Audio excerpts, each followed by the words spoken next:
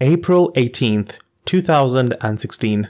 This is an important date for a lot, if not all, Paladins closed beta testers. That was the day that CB22 was released. You could argue that this was also the day that Paladins, as a lot of the old players had known, also died. If you don't know, CB22 was the day, or the patch, when the current siege mode was added in its first iteration. For those who don't know, which would be most people that joined after the open beta, Paladins wasn't just always a cap and push game at its heart. It was actually cap, push, and destroy the base. Here is how it went as a rough rundown. You went to one of 3 points on a map, and you captured it like you normally do. Stand on it and then you get points. But once you did, you get a siege engine which would spawn, and it pushed itself, and it had its own health. I can't remember the health number, but it was quite big. Once it got to the enemy base, it would start attacking the doors. Now, the base had 3 things that could be attacked: outer door, inner door, and finally the vault. To get to the vault, you had to destroy the outer door and inner door. Destroying the vault means you win the game. And now the siege engine would continue to attack until it was destroyed. I mean, there was a point where the siege engine would blow up after every door you destroy, but that was not a main thing, it was one patch. Now, to prevent the damage happening to your doors or your vault, you could stop the damage by using either shields, so this could be actual shields, or you could body block, but the machine hit for a whopping 2500 damage each shot. And then you also had to get the team to attack the machine to destroy its health, and then start the cycle all over again. With CB22, we were introduced to the first draft of the current siege engine, and well, the rest is history, as you can see every time you play siege game. This update was published at the time when Hi-Res were doing one patch a week, and the old systems that were scrapped were not brought back again. So everyone assumed that once CB22 went live, the beloved siege mode that we all played since the beginning of closed beta would be lost forever. Now, the next thing we must discuss is the champions themselves, more importantly the champion design and how they're made. So back in DreamHack Valencia, I had the chance to talk to quite a few of the Paladins dev team, but for now we will focus on 2 people, the lead designer and the art director of the game.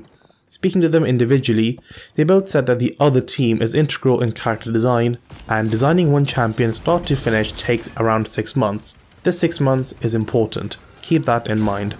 Now, when this was announced on the patch notes, there must have been no doubt champions in the works that have had the voice lines recorded anyways, so we can use this 6 months as a buffer period. So if we add 6 months to April is October, and the next champion added after 18th October should not have any lines for the old siege mode. Now, Maldumba came out on the 13th October, so we could ignore him and move on to the next champion. And we will, and the next champion was Charlene. But if you look into his voice lines, we can see something slightly weird. The voice lines recorded that are not used in the game currently. So, if we destroy a gate with Charlene, he will say, "The desert erodes even the strongest of fortifications." And if you destroy the siege machine, he will say, "This contraption has no place here." But as we all know, game development isn't easy and there are exceptions anywhere, so let's just say that 6 months was an average after all. So we can take the next champion, which was Tyra, and she was released on the 20th of December 2016. Now Tyra has no gate destroying voice lines recorded, but don't get unhappy just yet. She does say this: "Attack the siege engine!" Now, 2016 could have been an odd year, and if you were active back then, you knew it was a bit of an odd year. So you could start fresh after HRX of 2017. And the champion that was added after HRX was Torvald on the 25th of January 2017. This is where things get a bit more interesting. Destroy the siege machine as Torvald, and he says, "Break it, and we can rebuild." And destroy the gates, and he will say, "Forcing me to destroy history. Arrgh." Now, next champion we have Maeve is from the 8th of February. "Attack the siege engine!" The following champion, Inara, says the following: "Begone, unnatural contraption." Now, I seem to guess that you are all getting a bit bored of just the voice lines, so let me just say who has special lines recorded and who does not. Lex has special lines, Ceres does not, Willow does, Ash does not, Zin does not, Leon does, Genos does not, Strix does not, and finally the latest champion in OB59, Talus, does. "Tear down the establishment! There's no point in senseless destruction!" Now, if you compare the dates of Talus' release, which is the 20th of September 2017, and CB22, which was 18th of April 2016, there is a whopping 1 year and 5 months difference. Now, I would understand if all the champions had a generic attack or defend the siege engine, as the payload can refer to the siege engine, which it kind of is. But custom lines are a bit different. This is especially true when new champions are involved. I wasn't frankly expecting Talos to have custom lines for destruction of the gates and the siege engine. Now, before we all say that as long as voice actors are in the game, you might want to record a few lines more. But you have to remember that voice actors are normally hired on an hourly basis. So just imagine if you're adding an extra voice line, you will add an hour more. Or even if you work 8 hours and 15 minutes, you're still getting paid for 9 hours. This is standard. It seems very unbusinesslike to do. So when you have 2 new champions a month, well, technically 2 patches, those extra hours begin to clock up. But the thing we have to remember is in game development, it's quite rare for the whole system completely scrapped, no matter how fast or aggressive your development cycle actually is. There are quite a few examples of this, and some of them are even in the game itself. The biggest would be the old huge maps were broken down into 3 smaller maps.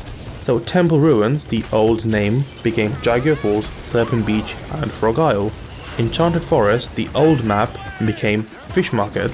The spawn point was 1 point and Fish Market was literally just copy and pasted. The smaller changes that are kept in the game would be Barrack's old gun, which was the current Tinkering. It was brought back after nearly a year, but as a legendary, which is technically my favorite one as well. Finally, if you really want the latest example, Talos' Rune of Travel is actually a modified version of the Beacon, but let's not visit that era. So the next and the more important question would be, how will they reintroduce this mode? Well, there are a few ways of doing this in my opinion. There are 2 main events coming in the coming months. Halloween is just over a month and Paladins 2nd anniversary is in November, so introducing this mode in these events would be super cool. They could always just re-add it anyways, but you know, what's the fun and the jazz in that? I personally would love to play that mode again in its current state. Nearly everything core about that era has been changed.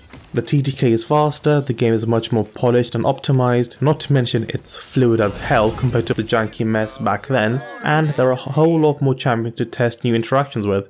And also, frankly, I just miss playing that mode. So if we do get it back, then honestly I can't wait for a majority of you to try it again, but if we don't, then the voice lines added that were custom were very elaborate and a long prank. You know, gotta give them that. Thanks for watching, and I'll see you all next time.